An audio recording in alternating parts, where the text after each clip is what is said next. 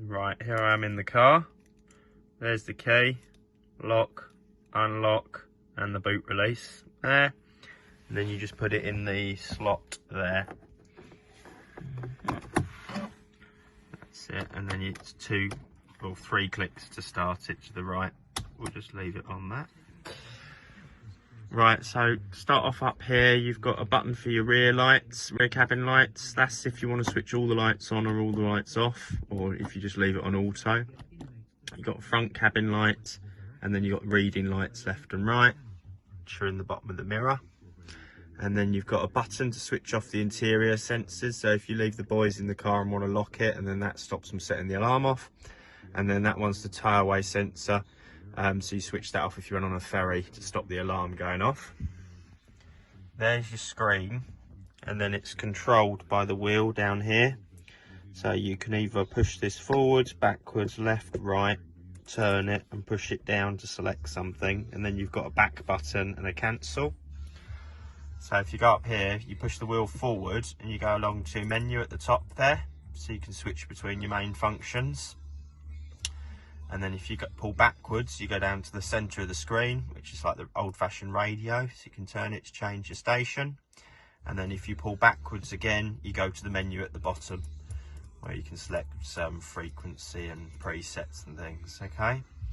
And then so if you select nav on the top, it goes to your navigation, and if you hit the back button, it goes back to the main navigation menu, where you can enter a destination and view a map. And then to go back to the radio, you press one of the shortcuts here. So you've got radio, disc, navigation, again, another shortcut, and then telephone, okay? So there's that. And then to the telephone, so when you get in, all you do is you go to settings and Bluetooth on your phone. So open the Bluetooth menu, then go connect device and search for phones, start search, and then it'll search for your phone and it'll appear in the list that comes up on here. It's not going to find anything because nothing's discoverable. So just cancel out of that. So there's that. So that'll bring up your telephone, and then you'll be able to dial a number either on the keypad here, or if you go to name, it'll go into your phone book. And then system at the end just displays a clock basically, and lets you change your time and some settings. But that's the essential bits.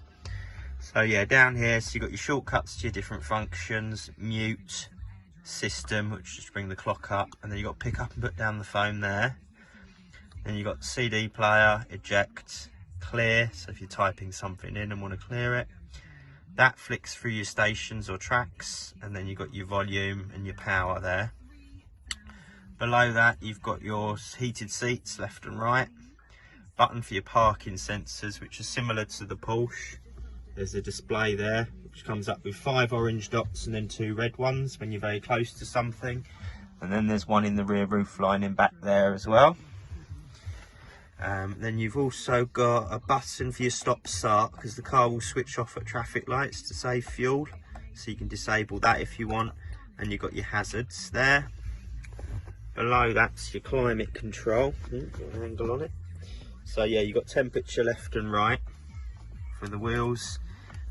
Most just leave it on auto, press that and the light will come on when the car's on. And then you've got your heated front windscreen, off button.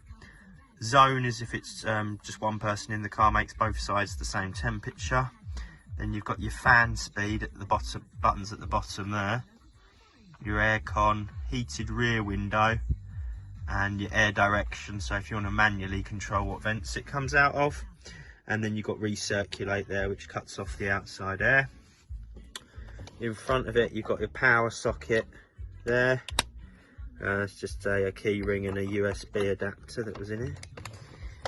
Gear stick, so that shows you what to do with the gears there. Just move it to the right and then down through the gate. And then there you can change your modes between economy, sport and manual. And then yeah, you've got your wheel that I showed you, 2 cup holders, and then the armrest, there's a button on the side, either side here. So that opens your armrest, and in there you've got a USB socket and also an auxiliary socket. So there's those. Steering wheel. So on the right hand side, you've got pick up and put down the phone, your volume and mute. There's a voice activation button, the sat nav voice activated, not the rest of the system, just the sat nav. And then the buttons this side control your screen in the middle of the dials. So I'll just flick that on. So you can go up and down and it'll just flick through your trip computer, for example. Okay. And then if you go right, then you can go to your navigation, radio or audio, whatever you're listening to, Bluetooth, telephone, assistance systems, that's your traction control, and it's got attention assist that tells you when to have a break.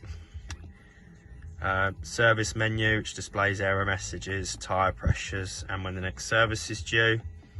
And then your system settings, so your lights, vehicle settings and stuff, but that's all set up, you don't need to worry about that. And if you ever want to go back to the beginning, just press back a couple of times and it'll always go to the mileage, and then you push up the up arrow once and then it will display your speed. And you see in here the teacups, the thing that tells you when you're tired to have a break. Then you've got your gears, your mode, so in economy, clock obviously, kilometers, and then eco is the stop start function. Okay. You've got also paddles on the steering wheel there to change up and down. And then your stalk, so everything's on this one stalk here. So a button on the end, if you press it lightly it'll just do a single wipe. If you push it all the way in, it'll wash and wipe. And then the wipers, you turn it here depending on how fast. So the first settings, the rain sensor low sensitivity, then rain sensor high sensitivity, and then 2 manual modes. So I'd just leave it on that, and that's it. Your rear wipers, that switch there. And then if you push it all the way up or all the way down, it'll wash the rear wiper. Headlights, you can pull towards you like any car to flash. If you push it away from you and leave it pushed away, then the headlights are fully automatic. So they use a camera in the windscreen up there, and then they'll adapt to the road ahead and won't blind people. And then the indicators are the one touch. So if you tap it, it'll just do 3 flashes. If you click it on, it will stay on until you center the wheel. That's it. Below that, there's another stalk there, which is cruise control and a speed limiter. So all you do is you just tap it up or down to engage it, and then you can either go up and down in 1s, or if you go past the pressure point, you can go up and down in 5s. Switch it off, you push it away because you want it to go away, and to resume you pull it towards you. If you hit the button on the end, then it becomes a speed limiter, and then you can set your speed same way as you set the cruise control, but then the car just won't let you exceed that speed. So there's that. Over there you got your light switch, but again everything's automatic. You've just got your rear fog light if you need that.